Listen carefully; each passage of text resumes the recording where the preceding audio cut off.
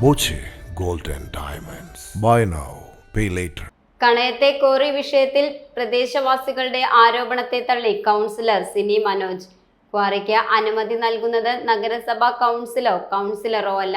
ക്വാറിയുടെ അനുമതിയുമായി ബന്ധപ്പെട്ടുണ്ടാക്കിയ 3 അംഗ സമിതി അംഗങ്ങളിൽ ഒരാളായിരുന്നു താനെന്നും അതിന്റെ അജണ്ടയിൽ ഒപ്പിട്ടതെന്നും അവർ പറഞ്ഞു. പ്രദേശവാസികളുടെ ആരോപണവും കൗൺസിലറുടെ മറുപടിയും. ഷൊർണൂർ മുനിസിപ്പാലിറ്റിയിൽ 2ാം വാർഡിൽ പ്രവർത്തിക്കുന്ന ഒരു കോറിയാണിത്. ഇതിൽ 2023 മുനിസിപ്പാലിറ്റിയിൽ നിന്ന് പെർമിഷൻ കൊടുത്തു എന്നാണ് പറയണത്. ഞങ്ങളുടെ വാർഡിലെ സിനി മനോജ് എന്ന കൗൺസിലറും കോൺഗ്രസിന്റെ TK ബഷീർ, ജയപ്രകാശ് മുൻ ചെയർമാൻ ജയപ്രകാശ് ചേട്ടനും കൂടി ഒപ്പിട്ടൊരു കമ്മിറ്റി ഉണ്ടാക്കി അതിൽ സമ്മതം കൊടുത്തിട്ടാണ് ഈ കോറി ഇവിടെ വന്നത്. എന്നാൽ 2026 ഇലക്ഷൻ കഴിയുന്നവരെ ഞങ്ങളുടെ കൗൺസിലർ ഇതൊന്നും അറിയാത്ത ഭാവത്തിൽ ഇവിടുത്തെ നാട്ടുകാരെ പറ്റിച്ച് ഇലക്ഷൻ കഴിഞ്ഞ സമയത്ത് വിവരാവകാശ പ്രകാരം ആ നോട്ടീസ് അതിന്റെ കടലാസ് ഞങ്ങൾക്ക് ലഭിക്കുകയും സിനി മനോജ് ഒപ്പിട്ട് കൊടുത്ത ആ രേഖ ഞങ്ങളുടെ കയ്യിൽ കിട്ടിയതിനു ശേഷമാണ് സിനി മനോജ് അത് സമ്മതിച്ചിരിക്കുന്നത്.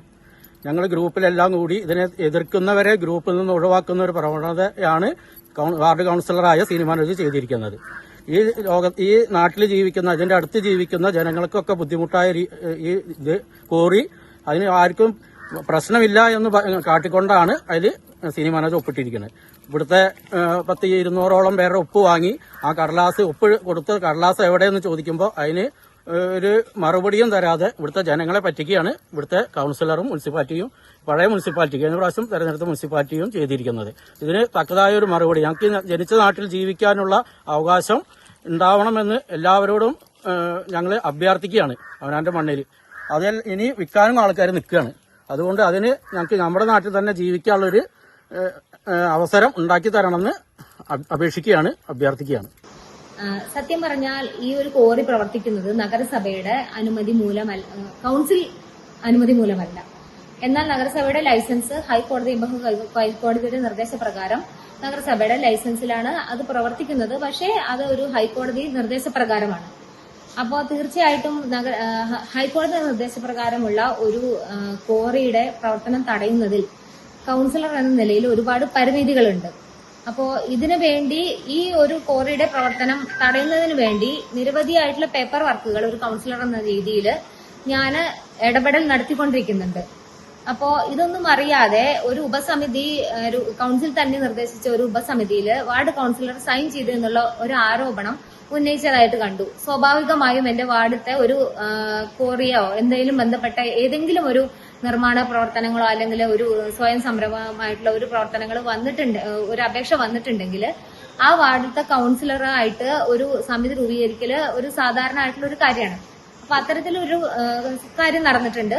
പക്ഷെ ഞാൻ ഒപ്പിട്ടതിന്റെ താഴെ നിരവധി കാര്യങ്ങളെ എഴുതി ചേർത്തുകൊണ്ട് ഏറ്റവും താഴെ അതിൽ ചെയർമാന്റെ ഒപ്പ് മാത്രമാണ് കാണാൻ സാധിച്ചിട്ടുള്ളത്.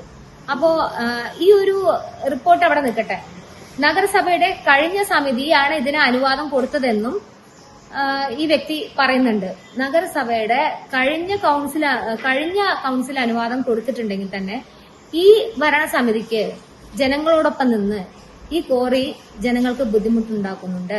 ഇതിനൊരു സ്റ്റോപ്പ് മെമ്മോ കൊടുക്കാനായിട്ട് സാധിക്കും. ഈ സ്റ്റോപ്പ് മെമ്മോ കൊടുക്കാൻ ഇപ്പോഴത്തെ ഭരണസമിതി തയ്യാറായിട്ടില്ല.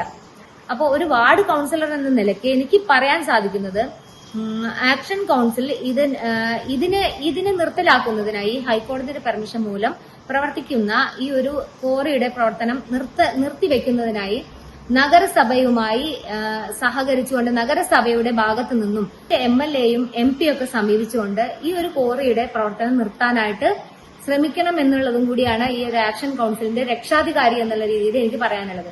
തീർച്ചയായിട്ടും വരും ദിവസങ്ങളിലും ഇതുവരെ ചെയ്തതുപോലെ തന്നെ ഈ കോറിയുടെ പ്രവർത്തനം നിർത്തിവെക്കാൻ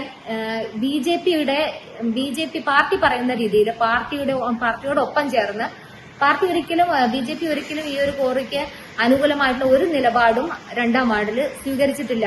കൗൺസിലറെ സ്വാധീനിച്ചു എന്ന് പറയുന്നത് തന്നെ അത് തീർത്തും നിഷേധിച്ചുള്ള ഒരു കാര്യമാണ് ഞാൻ. കാരണം ഒരു കാരണവശാലും കോറിക്കാർക്ക് അനുകൂലമായിട്ട് ഞാൻ ഒരു രംഗത്ത് വരികയോ അല്ലെങ്കിൽ കോറിയെ സപ്പോർട്ട് ചെയ്തിട്ട് ഒരു വാക്ക് പറയുകയോ ഞാൻ ചെയ്തിട്ടില്ല.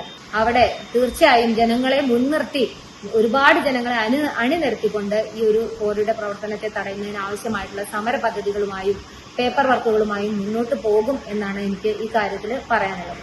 Time kids pre school, Mannannur road, Vaniyamkulam. Dot view news. കാഴ്ചകളാണ് ലോകം, കണ്ടു തുടങ്ങുക.